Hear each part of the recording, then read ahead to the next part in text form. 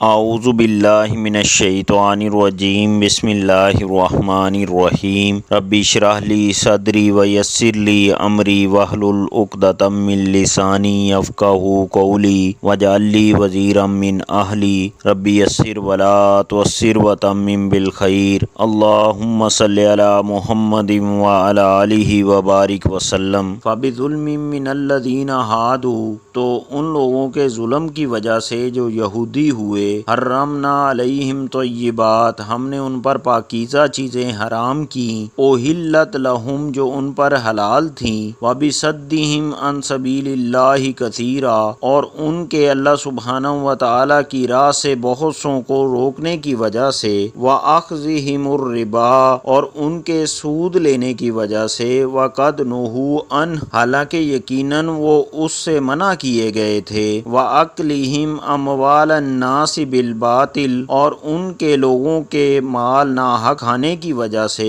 واعتدنا للکافرین منہم عذابا علیما، اور ہم نے ان میں سے کافروں کے لیے دردناک عذاب تیار کر رکھا ہے۔ لیکن الراسخون فی العلم منہم، لیکن ان میں سے جو علم میں پختہ ہیں، والمؤمنون، اور جو ایمان والے ہیں، یؤمنون بما انزل الیک، وہ اس پر ایمان لاتے ہیں جو آپ صلی اللہ علیہ وسلم پر نازل کیا گیا، وما انزل من قبلک، اور اس پر جو آپ صلی اللہ علیہ وسلم سے پہلے نازل کیا گیا، والمقیمین الصلاۃ، اور وہ نماز قائم کرتے ہیں، والمؤتون الزکوٰۃ، اور وہ زکوٰۃ دیتے ہیں، والمؤمنون باللہ والیوم الآخر، اور وہ اللہ سبحانہ و تعالی اور یوم آخرت پر ایمان لاتے ہیں، اولئک سنؤتیہم اجرا عظیما، یہی لوگ ہیں جن کو عنقریب اجر عظیم عطا کیا جائے گا۔ یہود کے ان جرائم اور گناہوں کی وجہ سے جو پچھلی آیات میں بیان ہوئے ہیں، اللہ سبحانہ و تعالی نے بطور سزا بہت سی حلال چیزیں ان پر حرام کر دی تھیں۔ یہود کی سرکشی اور شرارتیں ذکر کرنے کے بعد اب ان پر سختی کا ذکر ہے۔ پاکیزہ چیزوں کی یہ حرمت کچھ تو ان کی سرکشی کی وجہ سے اللہ سبحانہ و تعالی کی طرف سے تھی، تاکہ ان کی سرکشی میں کمی آئے، کیونکہ وہ گناہ کرنے میں بہت دلیر تھے،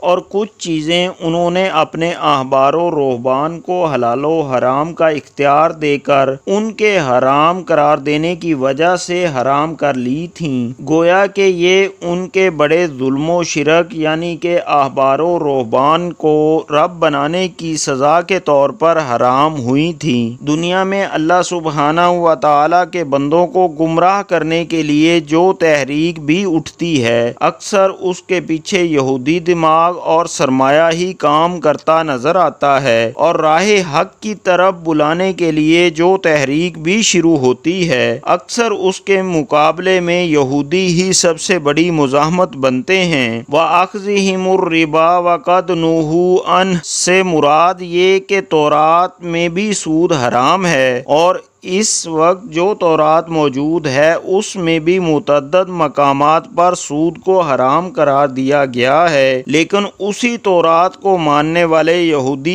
آج کے سب سے بڑے سود خور بنے ہوئے ہیں۔ وَأَكْلِهِمْ أَمْوَالَ النَّاسِ بِالْبَاطِلِ، یعنی رشوت، جوئے اور دھوکے اور دوسرے ناجائز ذرائع سے لوگوں کے اموال کھانا مراد ہیں، یعنی اس قوم کے جو لوگ ایمان و اطاعت سے منحرف اور بغاوت و انکار کی روش پر قائم ہیں، ان کے لیے اللہ سبحانہ و تعالی کی طرف سے دردناک سزا تیار ہے، دنیا میں بھی اور آخرت میں بھی۔ لیکن الراسخون فی العلم، علم میں پختہ وہ لوگ ہیں جو اللہ سبحانہ و تعالی کی طرف سے آنے والی وحی کے متلاشی ہوں اور اسی سے دلیل اور رہنمائی حاصل کریں، نہ کہ لکیر کے فقیر ہوں یا پھر کسی کی اندھی تقلید تقلید کرنے والے ہوں۔ یہود میں سے جو لوگ آسمانی کتب کی حقیقی تعلیم سے واقف ہیں اور ہر قسم کے تعصب، جاہلانہ ضد، آبائی تقلید اور نفس کی بندگی سے آزاد ہو کر اس امر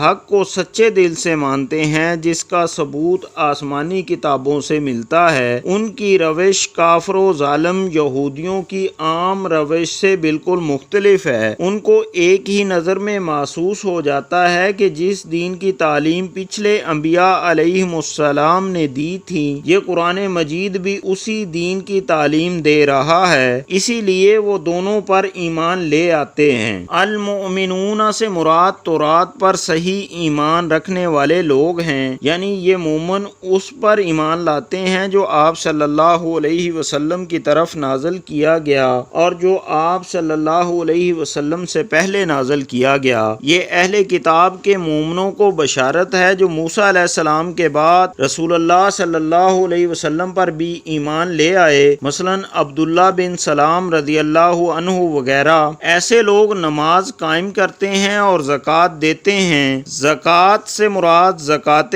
اموال یا زکوٰۃ نفوس، یعنی اپنے اخلاق و کردار کی تطہیر اور ان کا تزکیہ کرنا، یا پھر دونوں ہی مراد ہیں، اور وہ اس بات پر یقین رکھتے ہیں کہ اللہ سبحانہ و تعالیٰ کے علاوہ کوئی معبود نہیں، نیز بعث بعد الموت اور اعمال پر جزا اور سزا کا یقین رکھتے ہیں۔ ان لوگوں کو اللہ سبحانہ و تعالیٰ قیامت والے دن اجر عظیم سے نوازے گا۔ اللہ سبحانہ و تعالیٰ ہم سب کو قرآن مجید پڑھنے، سمجھنے اور عمل کرنے کی توفیق عطا فرمائے۔ آمین یا رب العالمین، آمین۔